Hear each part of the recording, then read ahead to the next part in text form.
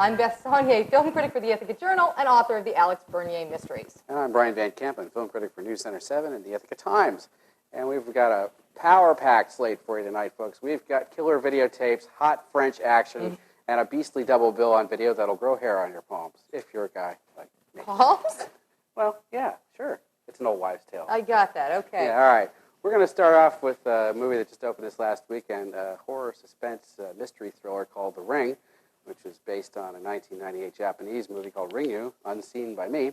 And by the way, if anybody else has seen the original Japanese movie, email us at ttonline@aol.com. I'd really be interested to know how that movie fares and also how it compares with this American remake, directed by Gore Verbinski and written by Aaron Kruger, who wrote the god-awful Arlington Road. It stars Naomi Watts from Mulholland Drive, and hey, she was Jet Girl and Tank Girl, for those of you with real memories. And she plays a journalist whose cousin dies in a scene that's right out of something out of urban legend meets Friday the 13th. Two girls in Catholic school uniforms sitting around at night while their parents are gone. The house is empty, and they're talking about this videotape where if you see it, you die within 7 days because the phone rings right after you press stop, I guess, and you basically got a week to live. And she's asked by the girl's family to do what she does. She's a journalist, find out exactly what's going on with why this girl died because her heart stopped at age 16, and she basically goes and investigates, finds this videotape, and a lot of other strange things happen. I swear, The Ring is one of those movies. Hi, Austin. We've got dogs in the studio. The Ring is one of those movies that sort of tests the movie critic's oath not to give too much away, and I'm really going to try not to do any spoilers for you. And in the scene we're about to watch from The Ring, Naomi Watts presses play. Don't press play!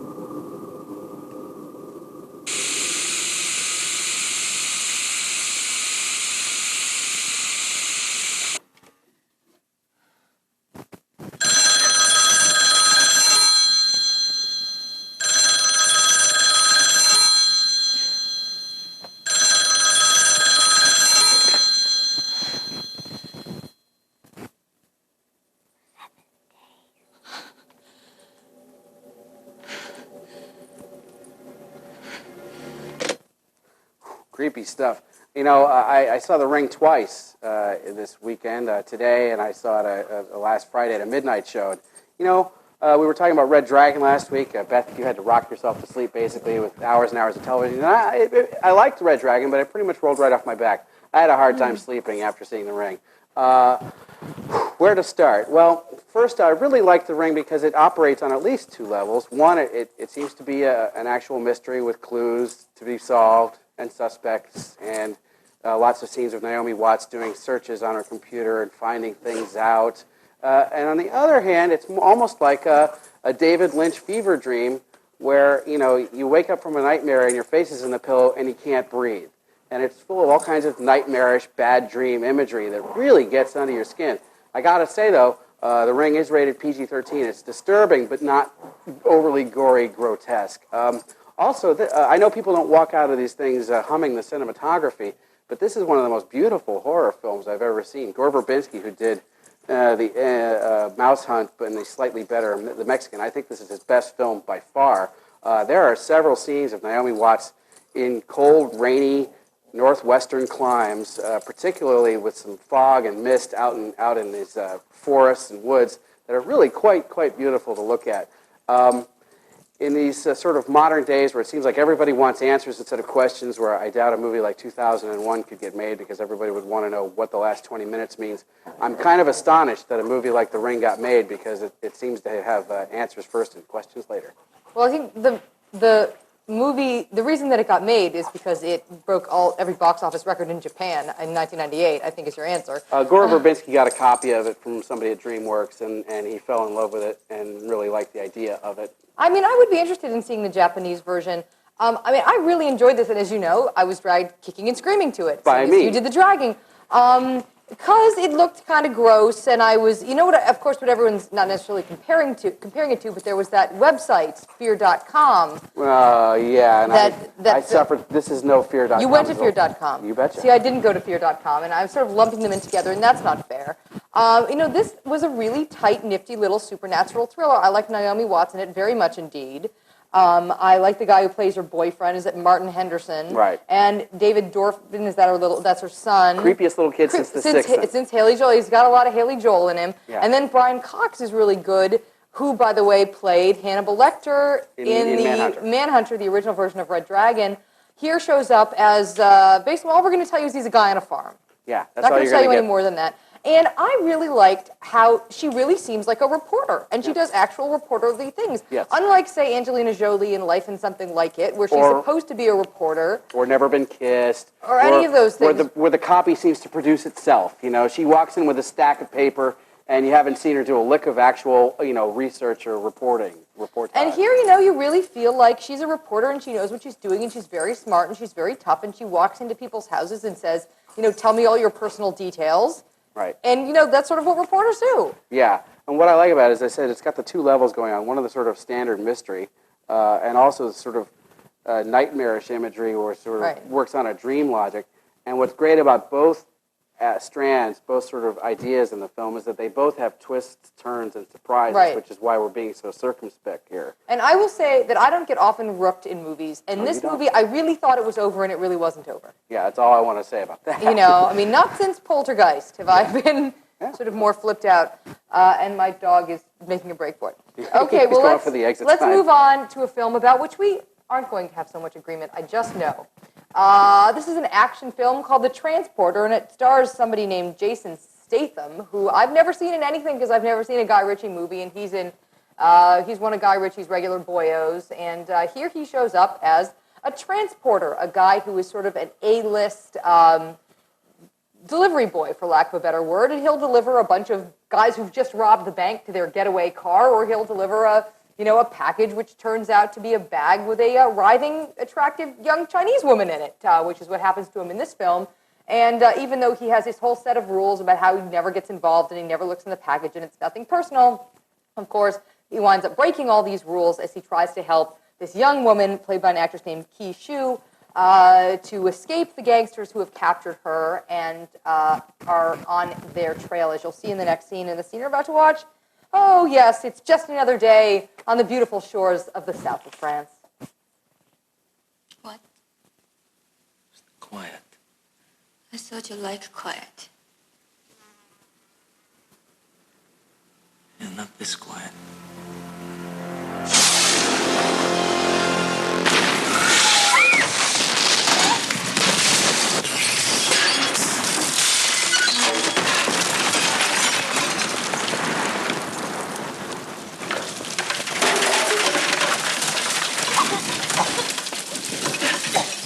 You okay?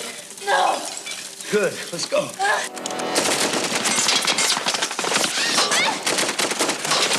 Go, go, go!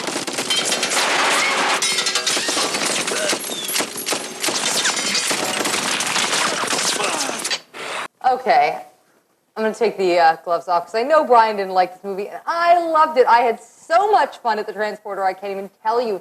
Not since I discovered Rapid Fire, starring Brandon Lee back in the day, have I been so blindsided by a movie and had such a good time by a martial arts action movie. I never saw a preview for this. I had absolutely no idea what it was about.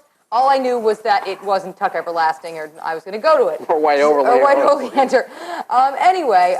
Or Abandoned. Or Abandoned. But I had a terrific time at this movie, and I think Jason Statham makes one hell of an action hero. He reminds me of, Jean-Claude Van Damme back before he started to really suck. He's got the martial arts chops, but he's got a certain humor to him, a certain balleticism to him, and he reminded me a little of a sort of less nice Jackie Chan in the way that he does a very good job of using his environment and using props. There's a moment where he basically uses a bus as a tool in a fight. There's a scene where he uses a whole bunch of motor oil and a couple of bicycle cleats. There's a moment where he basically dispatches two guys using his T-shirt and then proceeds to go around in the rest of the scene killing guys with his rippling muscles all, and he's an attractive fellow, let me tell you. I use the word killing, throw it around a lot, but actually he doesn't really kill very many people. And one of the things I liked about this is that there isn't a lot of bullet in the head. This guy seems content to dispatch people with a shot in the leg and a knock in the jaw.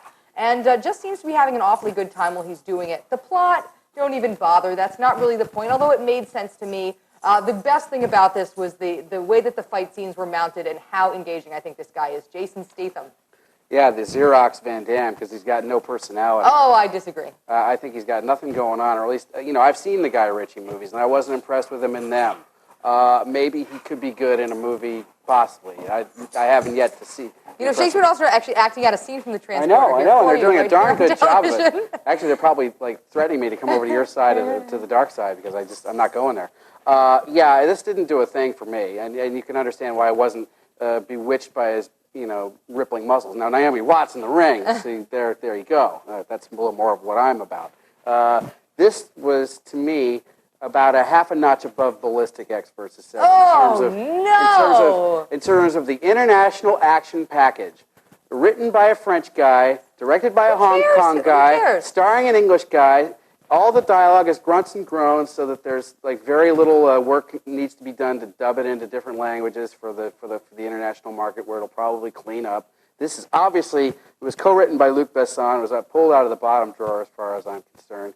And the only thing I really learned from this movie, in a movie where you really, really, really, really don't learn anything at all, is that European techno music makes better car chase music than American techno music. That's it. Oh, I don't even know about that stuff. All I know is I had a terrific time. I was never bored. I was totally bored during X versus Sever. I just think the action scenes are so well conceived. There's a couple of really great car chases, including at the beginning when he's running away from a bank. And I really liked his little sort of rules of living and his little world that he lives in. And he's this guy, you find out just very briefly that he's, basically an ex-British Special Forces guy. And he's totally anal retentive, and everything's incredibly clean, and he's got his little villa the way he likes it, and of course everything goes to hell, and he's just so damned capable. I just don't know how you figured out that he was ex whatever. Because she pulls down a box full of his memorabilia with a picture of him in his uniform. Okay, all right. And he's British and he's a Green Beret, and he's a Navy SEAL. I thought I read your review and I thought, oh, you downloaded that off the IMDb. No, it's clear from the movie. Oh, it wasn't clear to me. I mean, there was actually a point where I was so bored by it that when that whole T-shirt thing happened, I'm like, how did he get his shirt off? How did that happen? They pulled it over his head to try to mobilize him. But this is a guy who keeps Navy SEAL gear in his basement in case he has to make a getaway. See, I like to care. I like that in a man. I like to care, and I didn't care about any of these people. I thought it was all really surface, really dumb, really flash, really stupid. And also, 2 of the 3 leads, I thought Keishu was completely annoying. Really? She operated on a level of a shrieking 3-year-old, and later when you're supposed to like her, she elevates to the level of about a 9-year-old who has sex. And this French inspector keeps coming over for coffee. Oh, that was I couldn't funny. understand half of what he said. Oh, I thought that was kind of funny. Oh, Basically, he and the local constabulary sit around eating madeleines and drinking cafe au lait together. Yeah, which would have been nice if I could have understood what they were saying, or at least what the French guy was saying. And also, after all the Pink Panther, Clouseau movies, I can't take French constabularies seriously. So anyway, there you go. Okay, moving on. We're going to move on to our DVD Beast double bill. Just out on DVD from Disney in a special 2-disc Platinum edition is Beauty and the Beast, which actually has 3 separate versions of the film. It has the original, actually 85-minute cut, which was nominated for Best Picture back in 1991, and it should have won. It has. Was that the year Ghost also got nominated? Yes, but Silence of the Lambs won. I can get with that. It was a tough year for. But it's the only only feature cartoon ever to be nominated for Best Picture back before this new animation category was added. Anyway, this has the original cut that we all know and love, which was nominated for an Oscar. It also has a special edition cut with a musical number, which we're going to share with you for tonight's clip. And it also has the work-in-progress version, which is sort of completed sections joined by storyboards and sketches that played at the New York Film Festival several months before the film opened and really got quite a buzz for what I think is probably the finest Disney animated cartoon. And in the scene we're about to watch from Beauty and the Beast, here's that musical number as a bonus called Human Again, led by Candlestick, Jerry Orbach. Boom. Yes, think what that means. I'll be cooking again, be good looking again, with a mademoiselle on each arm. When I'm human again, only human again, poised and polished and gleaming with charm. I'll be courting again, chic and sporting again. Which should call several husbands alarm. I'll hop down off this shelf and to sweet be myself. I can't wait to be human again. When we're human again, only human again, when we're knickknacks and whatnots no more. When we're human again, good and human again. Oh, Sherry, won't be top drawer. I'll wear lipstick and rouge, and I won't be so huge, while easily fit through that door. I'll exude savoir-faire. I'll wear gowns, I'll have hair. It's my prayer to be human again. I believe that's Joanne Worley. Sounds the like her. dresser. Yeah, I think that's Joanne Worley. We were just talking during the clip about how this was the last real collaboration between lyricist and musical composer Howard Ashman, who died of AIDS, and his partner Alan Menken, who's still out there in Hollywood doing film score and film songs. It's gorgeous. It's wonderful. They had collaborated on Little Shop of Horrors for Off-Broadway, and also The Little Mermaid, and I believe Oliver and Company, but don't quote me on that. This is, as I said, probably the finest Disney cartoon ever made, and arguably the only animated cartoon that could qualify as a date movie. So, guys, stop buying all the Jet Li stuff and get a copy of Beauty and the Beast and some wine and some cheese, and you'll be rocking. This is gorgeously done. I just, as a palate cleanser after The Ring this afternoon, I came home to really break this DVD open for the first time. It's lovely, lovely stuff on there. Just from the very first sort of fairy tale storybook shot. It's one of the few fairy tale adaptations I've seen that doesn't open with a book opening up, like a lot of them do. If you look carefully, you'll see birds and deers from Bambi. You'll see the waltzing brooms from Fantasia.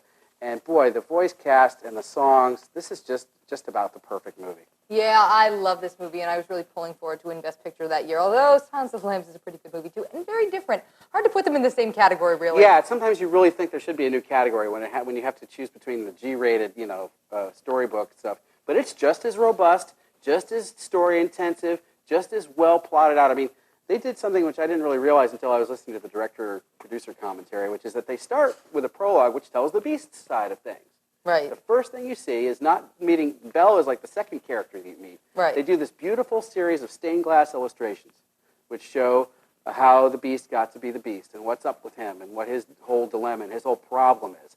Then we meet Belle and this idiot Gaston, who's like this stuck-up Bruce Campbell-looking jerk, and her wacky inventor father, and a long tradition of wacky Disney inventors, which I heard was sort of intentional. And what I love about Disney is they put all these in-jokes in, but if the movie works, that's all parsley, And this really works. The voices are really terrific, and that's Robbie Benson as Yes. the Beast and Paige O'Hara as Belle. The music is terrific. I gotta say, you can see why that song we just saw got cut out of the movie, because it's frankly not as good as anything else. It's sort of your typical Disney fare, but with songs like Be Our Guest. Well, you and should see Gaston, the rest of the number. You should see the rest of the number. There's more of it. And the opening, the opening thing with when you meet Belle. Well, that's like operetta. That's right out of it's terrific. operetta, It's Broadway where quality. it sets up plot, it sets up character, it sets up conflict, and it does it all in music and song. And another thing I like about this is that she is so smart. Like, basically, she's made out to be a girl who likes to read books. And so she's weird. And nobody really trusts her. And it's really, really funny. And all of the subsidiary voices, Jerry Orbach as the candlestick, Angela Lansbury as the teapot, David Ogden Stiers as the clock, Cogsworth. I mean, it's just so terrific. I know a lot of Disney movies where they would have someone do the singing part and then have someone else do the dialogue.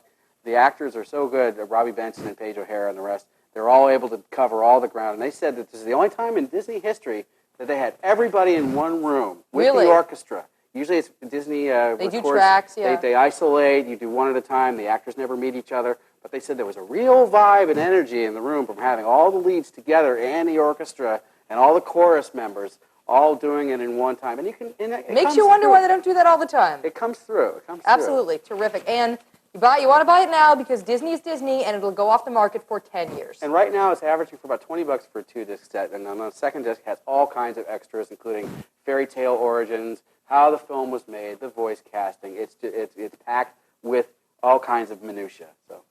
Okay, well, we're going to move on to a very different beast indeed. You like that clip? Kids, cover your ears, or as we're fond of saying, turn up the volume real loud and move close to the television. We're moving on to a very different movie. A film that I never caught in the theater. I just rented it on video a couple weeks ago, and so we're talking about it for the first time, and it's available for rental, and it's a film called Sexy Beast. This is a little indie British film that was a hit in art houses, played here in Ithaca, and features a performance by Ben Kingsley that people kept calling me Auntie Gandhi. He plays a very, very bad man indeed, and it will kind of remind you of Harvey Keitel's performance as the Bad Lieutenant. This is sort of a big, stocky, disgusting guy who is just horrible in every way. Sort of. And in Sexy Beast, there is a retired heist man, wheelman for gangs in London who has decided he's had enough, and he has, for the past 7 or 8 years, has retired to the coast of Spain with his wife and his best buddy and his best buddy's wife, and the four of them just sit around lying in the sun and going out to dinner and drinking their wine and beer and having a good time. And unfortunately, one day, Ben Kingsley shows up as their former boss and tells this guy, you've got to come back and do a job. I told somebody you would. If you don't do it, I'm basically going to kill you. And the film is sort of the dynamic between these two men and between them and the wives and all the other characters and the pool boy and the guys in the gangs back in London. And this movie takes a turn, which I will not spoil, but which completely came out of nowhere about halfway through the film. And in the scene we're about to watch, well, let me put it this way. This is a scene with so much foul language that we edited certain things out and left the F word.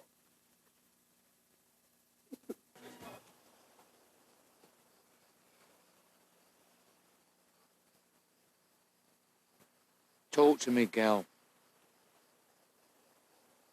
I'm here for you. I'm a good listener. What can I say? Done, I've said it all. I'm retired. Shut up. You louse. You got some fucking neck, ain't you? Retired, fuck off. You're revolting. Look at your fucking suntan. Like leather. Like a leather man. Your skin. You can make a fucking suitcase out of you. Old all. You look like a crocodile, fat bastard. You look like fucking Idi Amin, you know what I mean? Stay here. You should be ashamed of yourself. Who do you think you are? King of the castle? Cock of the wall? What, you think this is the Wheel of Fortune? You think you just make your dough and fuck off? Leave the table? Thanks, Don. See you, Don, off to Sunny Spade now, Don. Fuck off, Don. Down your pool like a fat blob laughing at me. Do you think I'm going to have that? You really think I'm going to have that, you ponce? This will kind of remind you of a Cockney David Mamet movie. It really likes dialogue that much and chews on its foul language and its little idioms with the same kind of relish. I liked this movie very much. I have to say I liked it best when Ben Kingsley was in it, and he really is a supporting character. It's more about these other, sort of four people, particularly the lead, played by Ray Winstone, than it is about Ben Kingsley. But he is so terrific that you just can't take your eyes off him. His character remains something of an enigma. He is incredibly hateful and violent and selfish and brutal, but you can also see that there's this little underpinning of something more going on in his eyes. It's a brilliant performance by Ben Kingsley. You can see that this guy's, for example, got the hot potatoes for a certain woman and is really quite vulnerable to her, but that's sort of as far as it goes. This thing has some of the most brutal footage I've ever seen. You really don't know quite who to root for. Okay, maybe you do. And it's got some really wonderful imagery, including one I will never forget, of a gigantic boulder rolling down a cliff and landing smack in the middle of a swimming pool with two hearts on the bottom and just smashing them.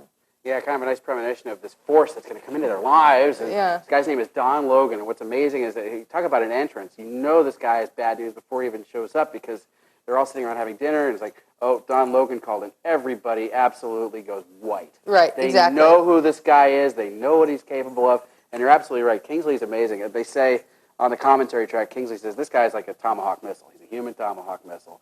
But what's great is he's got a vulnerability and a kind of a pathetic side, maybe Yes, he really does. self-loathing to himself that he covers up with by being a brute.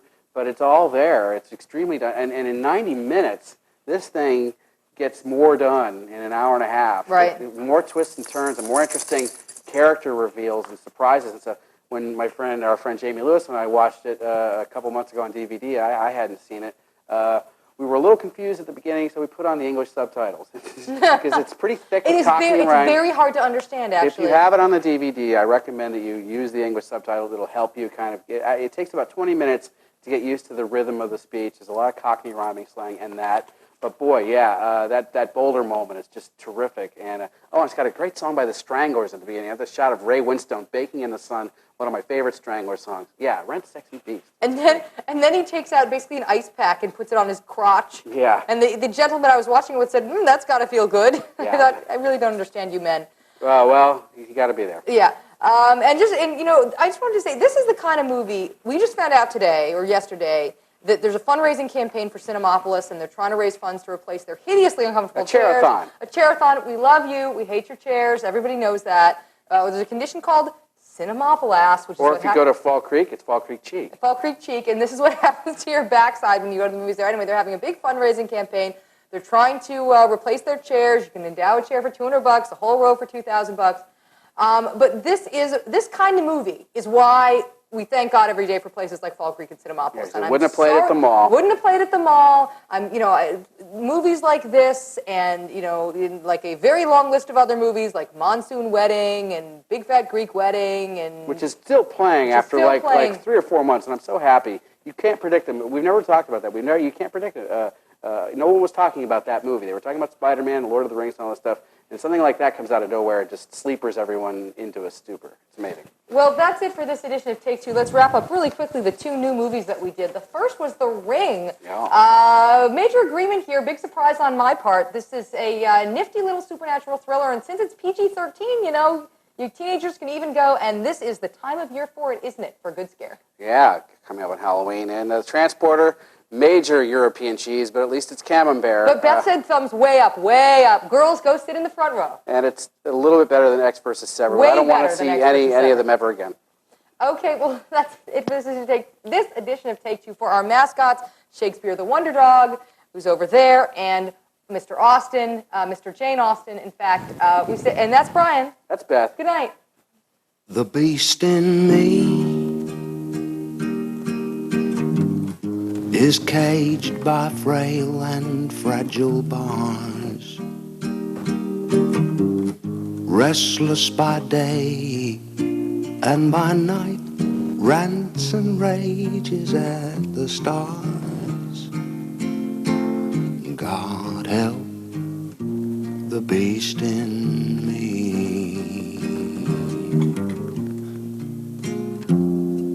The beast in me has had to learn to live with pain, and how to shelter from the rain. And in the twinkling of an eye, might have to be restrained. God help the beast in me.